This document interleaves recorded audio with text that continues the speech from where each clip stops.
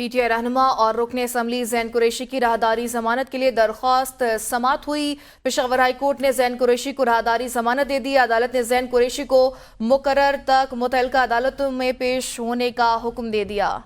Peshawar high court نے زین قریشی کو راہداری ضمانت دیتی ہے۔ اس حوالے سے ان کی جانب سے پشاور ہائی کورٹ سے رجوع کیا گیا تھا۔ زین قریشی کو متعلقہ عدالت میں پیش ہونے کا حکم بھی دیا گیا ہے۔ پشاور ہائی کورٹ نے زین قریشی کو راہداری ضمانت دی ہے۔ مزید بات کریں گے اے بی این نیوز کے نمائندہ محمد طیب سے۔ محمد طیب، بتائیے گا، رکن قومی اسمبلی زین قریشی کی راہداری ضمانت منظور کی گئی ہے؟ جی بالکل، پشاور ہائی کورٹ میں رکن جو صوبائی اسمبلی ہے ان کی راہداری ضمانت منظور کر لی ہے۔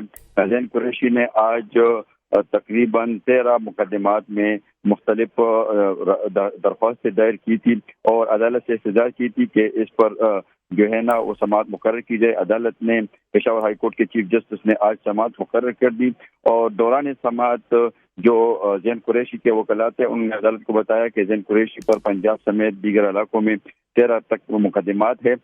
وہ عدالتوں میں پیش ہونا چاہتے ہیں لیکن ان کی گرفتاری کا خدشہ ہے، لہٰذا درخواست گزار کو راہداری ضمانت دی جائے۔